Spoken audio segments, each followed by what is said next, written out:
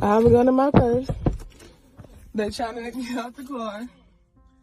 They trying to make me out the car. He's busting my window again. Going to jail. You going to jail. You going to jail. Okay. You about to go to jail. You going to jail. You going to jail. You going to jail. Going to jail. Hit me again. Hit me again. Hit me again. She was in her car. She had a right. She had no obligation to retreat. Face to the right. Face forward. Can I see? Get back. Nyema Norton and Akira Fletcher were embroiled in a bitter rivalry that was shrouded in mystery.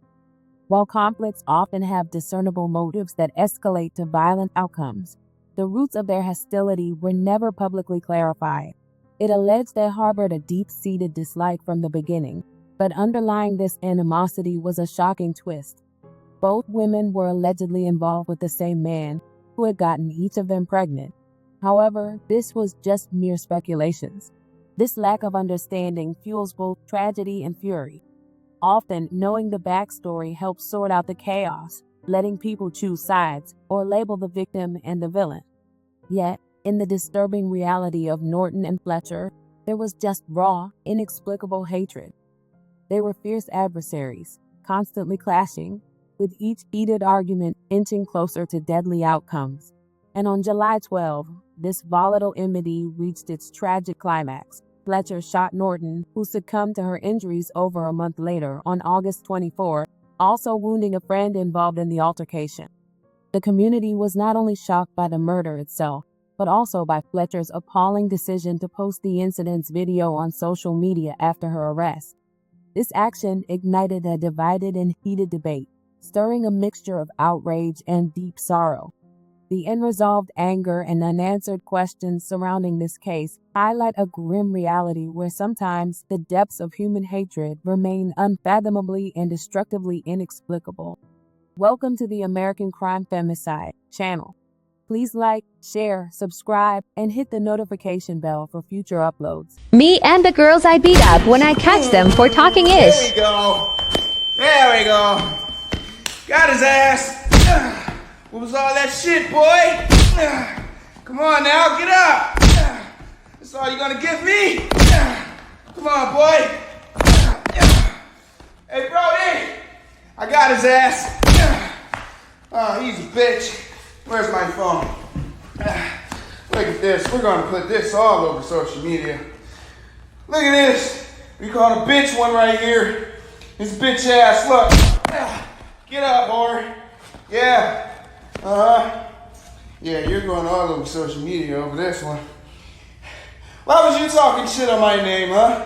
I didn't do shit to you, and you were bothering me, and now you can get your ass handed to you, buddy. Wow, you have a strong fucking jaw. Go to sleep, fucker. The feud between Nyema and Akira had spiraled into a pattern of destruction and despair, each encounter leaving a trail of shattered possessions.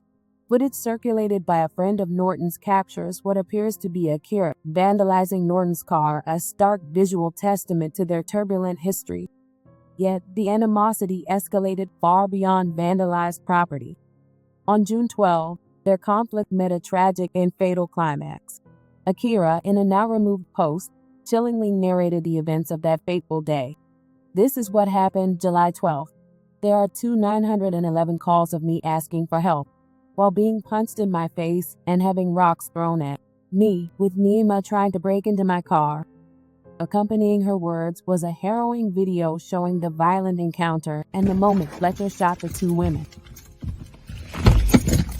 You're going to jail. I don't give a fuck. Like, bitch. you're going to jail. You're going to jail.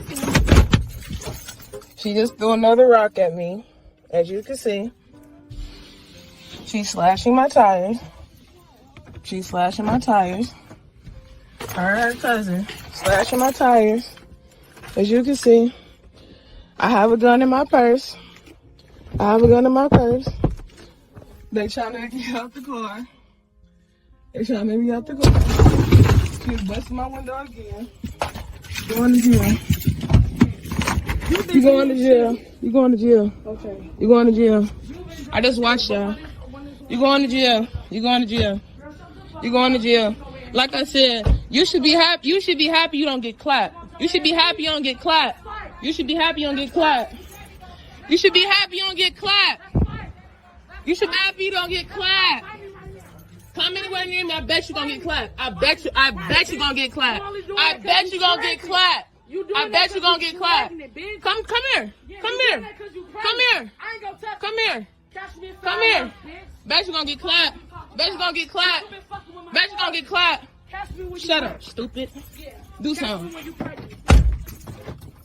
Do something. Do something. You're going to jail. Going to jail. You're going to jail. You're going to jail. You're going to jail. You're going to jail. You're going to jail. You're going to jail. Going to jail. Hit me again. Hit me again. Hit me again.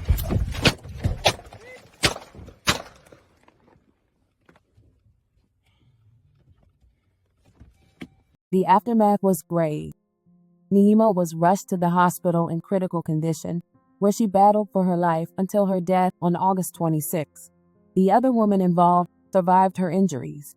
Initially dismissed as self-defense by the Cincinnati Police Department, the situation has taken a new turn as the narrative unravels further.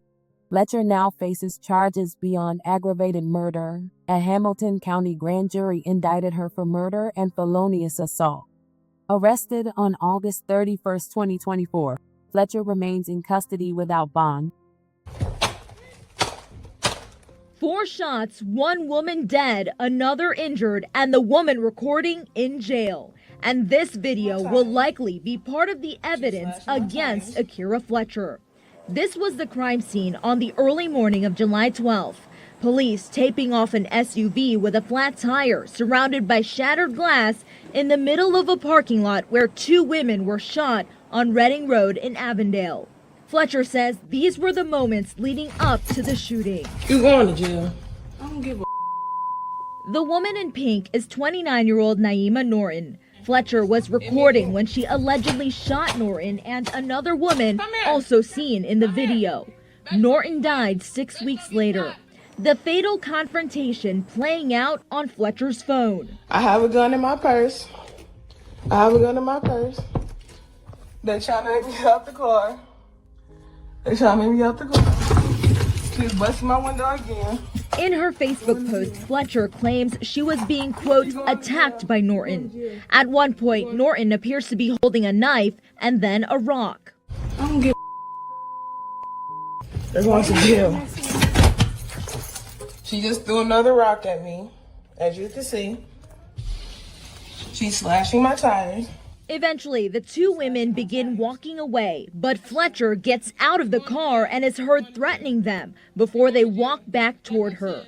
You should be happy. You should be happy you don't get clapped. You should be happy you don't get clapped. That recording stops as Fletcher starts to move her car.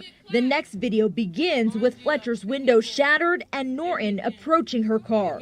It ends with gunshots and Norton on the ground. A complaint filed in Hamilton County Municipal Court shows there was an ongoing beef between Norton and Fletcher. In May, Norton was accused of pointing a gun at Fletcher and threatening to shoot her. Both women were due in court for that case tomorrow. Despite some voices hastily labeling the incident as murder, the complexity of the circumstances invites a deeper scrutiny. After watching my report and playing Fletcher's video several times, Clark believes Fletcher does have a solid self-defense case. Hit me again. Hit me again. One of these shots allegedly killed Nyema Norton, and the woman charged in her murder is the person recording. You should be happy. You should be happy you don't get clapped. You should be happy you don't get clapped. You should be happy you don't get clapped. The confrontation played out on Akira Fletcher's phone, posted as 2 clips on Facebook.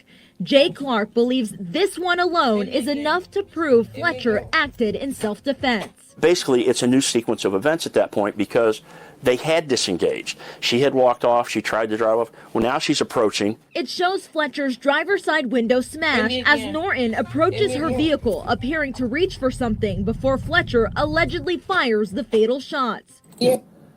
Right there, you can see the arm start to come up as she turns to swing it. Clark says the prosecution will have to prove Fletcher's use of deadly force was not in self-defense. All it takes is proving beyond a reasonable doubt at least one of 5 things. Fletcher created the situation. She did not have reasonable grounds to believe she was in danger of death or great bodily harm, that she did not have an honest belief of being in danger of death or great bodily harm, that she violated a duty to retreat to avoid the danger, or that she used unreasonable force. Based on those elements, Clark says Fletcher has a solid case. He does not believe Fletcher was the aggressor. Now, you can say she got out and was running her mouth, but words alone are not enough. He thinks Norton escalated the situation when she returned to Fletcher's car. And did she use a reasonable force? At best, the state could argue, well, she had a brick, you didn't have to shoot her. Any cop will tell you a blunt object is just as dangerous as a gun. He says because Fletcher's tires were flat, she likely couldn't drive away. But under Ohio's standard ground law, she didn't have to. She was in her car. She had a right to, she had no obligation to retreat. Nyema's funeral was held on September 14. As her family grieves their loss, let's hold them in our thoughts and prayers. The heart-wrenching revelation that the conflict between Nyema and Akira stemmed from both being involved with the same man adds a layer of tragedy to the situation. While such disputes are often fueled by romantic entanglements, it is devastating that this one ended in death. It's a profound loss that 2 women, both mothers, have had their lives irrevocably altered, especially tragic for Nyema, who has lost her life. This was a needless tragedy that could have been avoided. May Nyema Norton rest in peace.